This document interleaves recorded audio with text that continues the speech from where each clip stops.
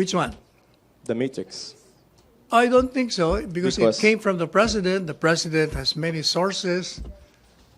And the president, knowing him as a man of intellect, a probing mind, a thinking president, he will not just release any information that he has not validated. You know, sir, back in the Arroyo administration, there was a similar case, no? Who? Arroyo administration. Arroyo? Yes, sir. I was young then. You were May younger. umugong. You were Younger. younger then. Younger, Because you're not yet old. Merong umugong na there's going to be an ouster plot against the president, against the former president. Maybe sometime, mga 3 o'clock, 4 o'clock yan, umugong yan, di ba? And then before the newscast happened, the newscast, around 6:30, they were announcing all the people that were supposedly involved in that plot. Sila, Military? yes. Oh. And they were able to arrest them. Wow. Oh, siguro merong military pala, di ibig sabihin may armas. Ibig sabihin talagang may plot. But at that point, Na I ano? don't think there was an overt act yet. Oh, malay mo. Oh, how would you know? Would you know what an overt act under Sir, your criminal law? attorney, sir, is saying conspiracy to commit rebellion. Oh. At kudeta. Conspiracy.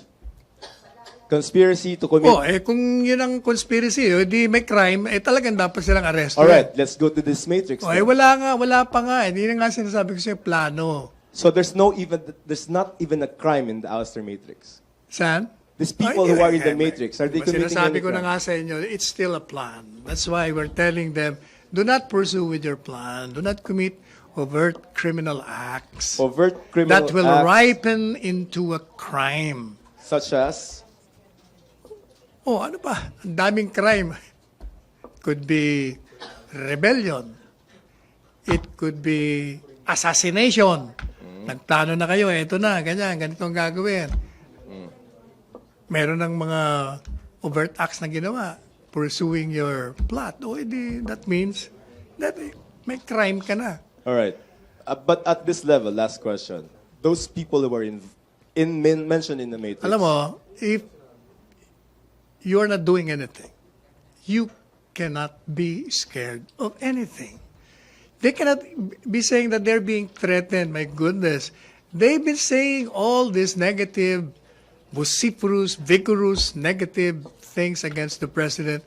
Hanggang ngayon sinasabi pa rin, wala namang gumagalaw sa kanila. They're saying they're intimidated. Sa lahat naman ng intimidated, tapang yun, nandun pa rin. Nothing has changed. Yeah, sir, I will not speak for those who were mentioned, Oh. but my question now is, at this level, are they committing any crimes? Paulit-ulit na tayo. Yeah, of Hindi ba course. sinabi ko na sa'yo? They're not. Wala nga pa, Okay. kaya nga walang prosecution. Okay, last on Matrix, Raymond, Mr. Tina. Raymond. So just to put on record also. So now you are saying na the matrix that is shown to us came from a text or a message in your phone? From ano? The matrix that you discussed last April 22 came from a text, not actually a document given to you by the president? Oo, ano lang, sa telepono lang. Kasi sir, I remember just to ma-avoid yung misquote. Sabi mo dito sa April 22 briefing natin, the source of that is from the office of the president, from the president himself. I don't know how he got one, but it's coming from the president. I talked to him the other day. Hindi, ang nire-refer ko yun, di ba pinag-uusapan natin doon si Dante Ang? No, it's the matrix and Dante Ang's. Exactly. We were talking about how Dante Ang got hold of that. And I said, siya mismo nagsabi na it came from the office of the president tingnan mo yung article na. Tapos meron ka rin sinabi sir na the president here's the matrix you discuss to the media. So it's clear sa briefing natin noon na it's from the office of the president as being quoted here in the transcript. Uy, according to Dante Ang, it came from the office of the president. Diba? I wrote about it. The president also told me to discuss it or to touch on my news briefing. O edi, ibig sabihin, the same, pareho lang yun. Ah, okay. So So, you are... ang tanong ko naman sa iyo, what naman kung galing nga doon? Di ba tinouch niya na nga yung matrix? So, at least it's very clear now na you are taking as hook, line, and sinker the word of Dante Ang or his article. The one. Did it come from Dante? Hindi ba sa article niya, sabi niya, source from the office of the president, said ganyan. Yun ang nakalagay sa article niya. So your basis is the article of Dante Ang. What do you mean? Anong basis on what? Of the Matrix. Yung matrix, natanggap ko dito. And I reasonably assume that that was the matrix mentioned by the president. And when I mentioned that in the news briefing, since he did not dispute that or corrected me, so it means it's the same matrix that he referred to me to touch upon in the news briefing. So it could be Dante Ang, the source of the Matrix. Ano ba? Okay, Tina. Last na sa Matrix, other issue na tayo, ha? Sir, since you mentioned walang mga overt acts, etc., is it safe to say also na walang business and military component itong particular alleged Hindi ko plot? alam. Wala akong alam. Sir, I have no personal knowledge. So, sir, sa pagkakaalam nyo pa rin, kahit wala kayong personal That's why I don't have any baka personal napag-usapan knowledge nyo nga. dun sa meeting where napag-usapan yung matrix. So, ang extent nito, yun lang sa mga identification ng mga some journalists involved in the alleged. Hindi ko rin nga alam yung mga pangalan, di ba? Kasi yung pinadala sa akin, ang labo. That's why I asked the staff. Sabi ko, kumuha nga kayo ng dun sa Manila Times, medyo maliwanag para makita ko sino mga pangalan. No, kasi it's the same eh. Sir, Ang problema sa inyo, naghahanap kayo ng wala. Ang sinasabi ko sa kasi hindi ba nakita nyo hindi malabo, pag zoom mo, hindi mo makikita ang pangalan eh. That is why I asked my staff, kumuha kayo ng mas klaro. How will you get it? Sa Manila Times, klaro. So, screenshot, di-download, o di makikita mo na mga pangalan. Sir, one last question. Sir, one clarification. Sir, are you saying that this government gets information from second-hand sources? And like yung mga unverified reports? Anong government source? Anong ibig mo sabihin?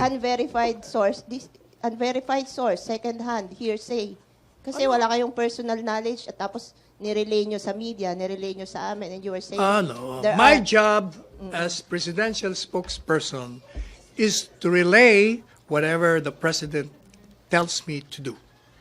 He told me to touch on the ouster plot, and I did that. Sir, we'd like to believe that as chief legal presidential advisor, you also speak based on facts and... Of course, exactly. What are the facts? The president told me that is a fact.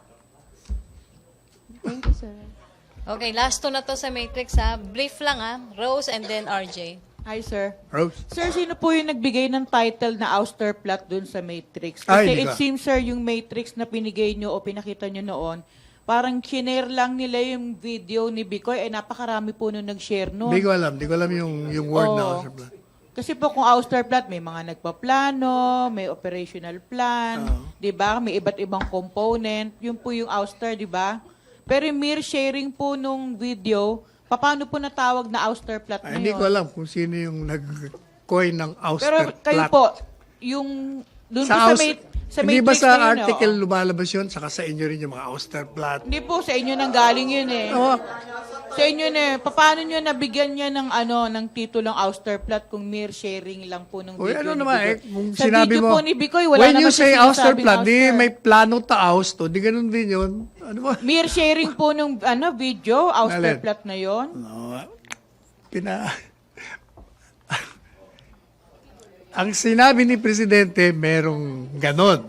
So, itouch ko daw. Kaya tinouch ko naman. Now, if you have questions on that, he told me, tell them to ask me. Kasi ako na lang ang nakakaalam nun. Okay, RJ, last na to sa Matrix. May other issue na tayo. RJ. Sir, you've mentioned many times na wala po kayong alam, but it was very easy for you to conclude that there is indeed an ouster plot. Because I believe the president when he says there is. He's an authority. But He is you- the chief executive of the land. but He has you're- unlimited sources of But information. as a lawyer, sir, what are you supposed to do to verify information I don't given have to to you by verify what the president told me because he's the president. President does not lie about these things. He jokes. He was not joking. How did you know that he was Oh, not he joking? told me he's not. Obvious. Well, you know, when the president says something that make you laugh, and obviously it's meant to be a joke, it's a joke. How do you know that the president is not lying? Huh? How do you know that the president is not lying? The president does not lie on anything, on serious matters, especially it involves the work of the president. Thank He's you. a very honest man.